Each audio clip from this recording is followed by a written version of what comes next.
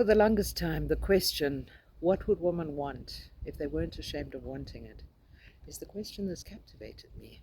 But again and again and again, I've sanitized my message. I've gone into from procrastination to permission. I've gone into helping women lead or live, make conscious choices with their lives. And I reached a pressure cooker moment this afternoon. And I just sat at my desk and I thought, you know what? I am selling bullshit that no one is buying. You know what? My heart is not in it. What would women want if they weren't ashamed of wanting it? That is the thing that keeps me up at night. That is the thing that drives me. And you know what? I asked myself that question today. What would I want if I weren't ashamed of wanting it? I would want to sit here with my cigarette and my beer and be able to say, fuck that shit. This is who I am. Love it or hate it, I don't give a flying fuck.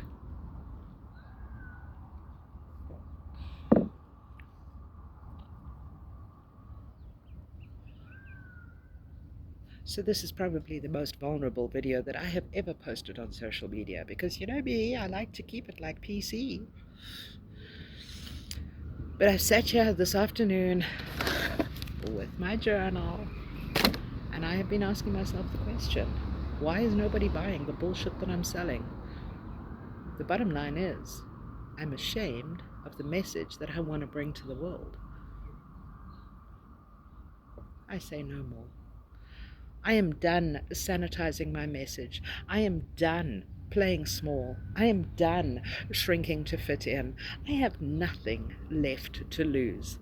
What I want to talk about, what I want to bring to the world is I want to bring to the world this message of shame versus desire, because shame is the thing that thwarts our desires. I wrote my book 2 years ago, Phoenix Rising.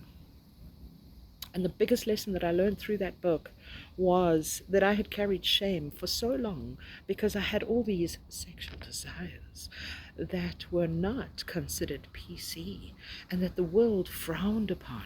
And of course, I could never give in to those sexual desires because they were weird and they were twisted and they were not mainstream. So here's what I did. I gave in. I decided I have fought for long enough and I am done fighting, I am done resisting, and I'm going to give in.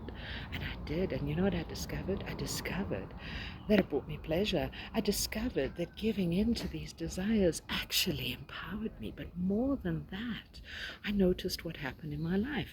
I lost weight, my business grew, my market expanded, everything shifted in my world. And then you know what happened?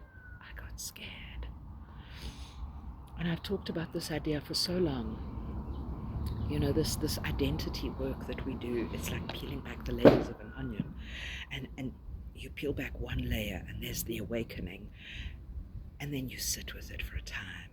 And then you discover there's another layer. You've got to peel back something more. You've got to peel back more. So this journey is this process of making this profound discovery and then integrating. And then getting to another profound discovery and then integrating. And it's all about becoming who you truly are.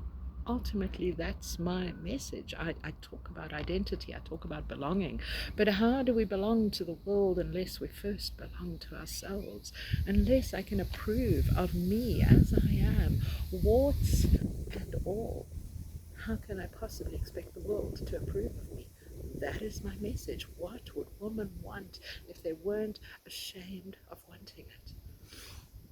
What I saw as this journey unfolded is this is just so much bigger than sexuality. Yes, it starts in sexuality because our sexual energy is our life force energy.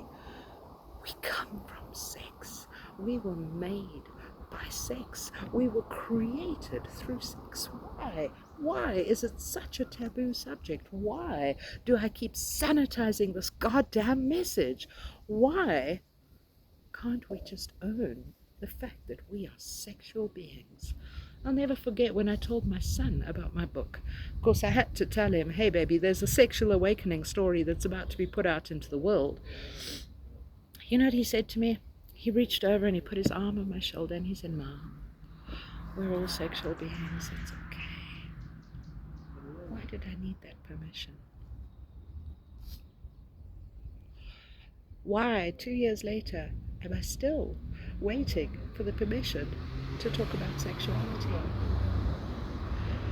This has been the most profound experience I've ever experienced in my life. The realization that how we treat our sexuality is how we show up in life. You know, the more I dismantled the shame around my sexuality, the more life blossomed. And what I found 2 years later, the invert or the converse, is also true. The more I have stifled my message, and the more I have sanitized my message, and the more I have said, I'm not going to speak about sex, I'm going to speak about procrastination to permission, and then I'll weave in desire and shame, the more life is closed to me. And I don't know if I'm going to post this video, but I'm ready to say, fuck that shit. I have nothing left to lose. This is the message I want to bring to the world. Shame thwarts your desires, sexually and in life, in business, in relationships. And when we give voice and expression to our desires, when we own our desires without shame, without apology, without excuse, everything flows from there. That's what I want to be known for. That's what I want to talk about.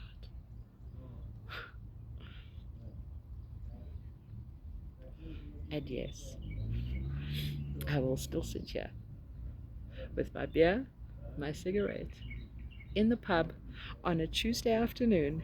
You know why? Because I can. Because I feel nothing for how you judge me, how you perceive me. You know what? I am who I am.